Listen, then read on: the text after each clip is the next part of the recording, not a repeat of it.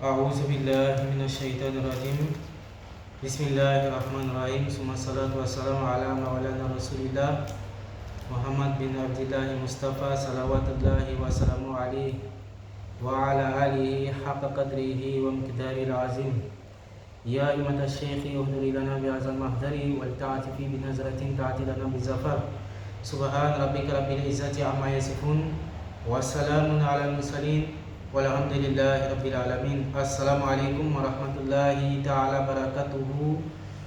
Chers frères, chers sœurs, c'est votre ami, votre compagnon en Dieu, Ismaël Nana. Lors de la première partie de la série d'enseignements que nous avons entamé sur connaître et comprendre la Tariqa Tijaniya, nous avons abordé la question de la définition de la Tariqa Tijaniya. Et nous avions dit que la Tariqa Tijaniya était une voie spirituelle. Une voie spirituelle dont le but essentiel et ultime était la connaissance de Dieu par la voie de la purification du cœur. Donc voilà comment est-ce que nous avons défini la Tariqa Tijaniya. Et en plus de cela, nous avons relevé les différentes dimensions de notre grande religion qui est l'islam. La religion est l'islam, mais au sein de cette religion, il y a trois grandes dimensions. Et nous sommes partis du hadith, le fameux hadith Jibril du prophète Mohammed sallallahu alayhi wa sallam, dans lequel il nous cite et il aborde les différents compartiments de chaque dimension, à savoir l'islam, l'iman et l'ihsan, qui sont les trois grandes dimensions de notre belle religion. Et nous avions aussi profité de l'occasion pour faire ressortir les liens qu'il y a entre ces trois dimensions et les compositions de l'être humain. Nous avions dit que l'être humain a un aspect charnel qui est le corps, il a aussi le cœur et l'esprit.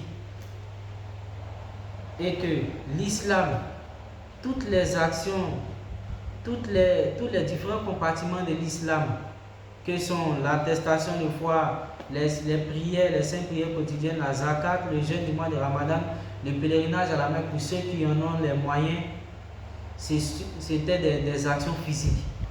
Et ça, c'était l'adoration du corps. L'iman qui concernait le cœur, qui était l'adoration du cœur. Et enfin, pour terminer, l'ihsan, qui est l'élévation de l'esprit, qui est l'adoration de l'esprit. Donc, islam, iman, ihsan, le corps, le cœur, l'esprit. Et nous avions dit que l'aspect de l'islam concernait la charia, parce que la charia s'étendait sur tout ce qui est physique. La charia ne peut pas juger ce qui est dans le fort intérieur de l'homme, parce que ce n'est pas palpable. Donc l'islam, c'est pour l'aspect de la charia, l'iman qui est la tariqa. Ça, maintenant, c'est la spiritualité, c'est la voie de la spiritualité, c'est la voie des awliya. Et pour aboutir à l'ihsan qui est la haqiqa, la réalité. Parce que toute chose a son aspect physique, apparent, et son aspect caché, maintenant, qui est le cachet du cachet qui est la réalité. C'est ça qui est la haqiqa, qu'Allah nous apporte la bonne compréhension. Donc ça, c'est un récapitulatif de la première partie de cette série d'enseignements que nous avons commencé. Et si Allah nous le permet, nous abordons maintenant la prochaine partie. Et nous demandons à Allah de nous accorder son assistance, parce que tout ce que nous disons, tout ce qui est bien dit, cela ne relève que de Dieu. Et tout ce qui est mal dit, où il y a des déformations des paroles, des incompréhensions, ça ne relève que de nous-mêmes. Et vraiment, que Dieu nous pardonne pour cela. Inch'Allah, nous allons poursuivre notre enseignement par rapport à la deuxième partie. Donc, il faut comprendre que la Tariqa Tijaniya, ce n'est pas une autre religion. La Tariqa Tijaniya a pour base le Coran et la Sunna. Parce que tout ce que nous faisons dans la Tijaniya n'est pas extérieur au Coran et à la Sunna. Nous allons analyser peu à peu quand nous prenons les différents zikrs. Pour tout Tijanite, il y a 3 grands zikrs. Et lorsqu'on se dit Tijanite, ce sont ces 3 zikrs-là qui font de toi le Tijanite. Le premier zikr, c'est la lazim. Le deuxième, c'est la wazifa. Le troisième, c'est la hadra juma. Lazim, tous les zikrs qui sont composés dans la lazim sont au nombre de 3. Astaghfirullah, la formule des demandes de pardon. La formule de la salat sur le prophète, mais les Tidjanites ont préféré la salatul Fatihi. Sinon, il y a une panoplie, une multitude de salat sur le prophète Mohammed sallallahu alayhi wa sallam. Mais nous, les Tidjanites, nous faisons la salatul Fatihi. Et une autre fois, nous allons rentrer dans les détails. Pourquoi nous faisons la salatul Fatihi?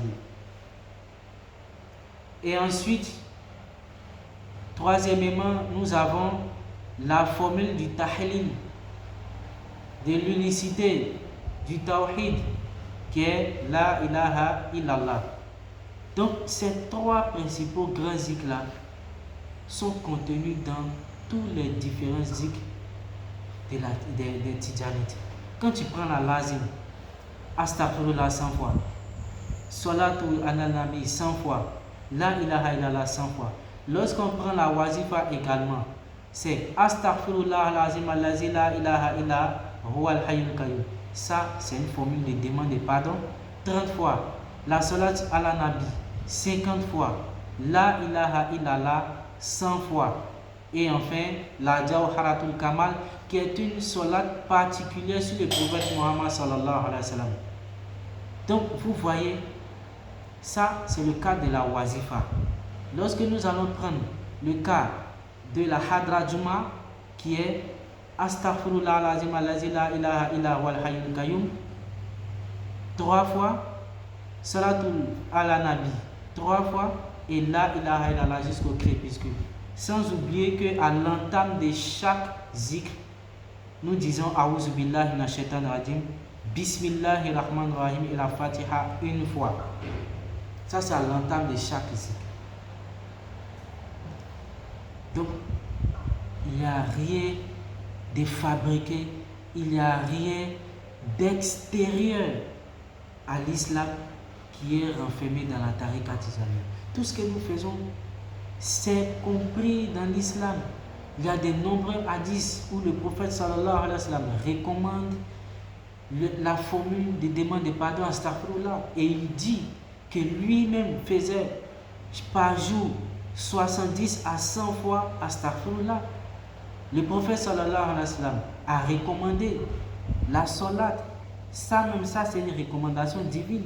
De toutes les recommandations qui existent, la seule recommandation que Dieu lui-même dit fait, c'est la salat ala nabi. Inna Allaha wa malaikatahu yusalluna ala nabi.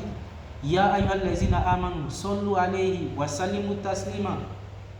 Qu'Allah nous accorde la bonne compréhension. Donc aujourd'hui, nous allons nous arrêter sur cette partie. Qu'Allah nous accorde la bonne compréhension. Subhana rabbika rabbil izzati amma yasifun. Wa salamun ala al-mursalin. Walhamdulillahi rabbil alamin.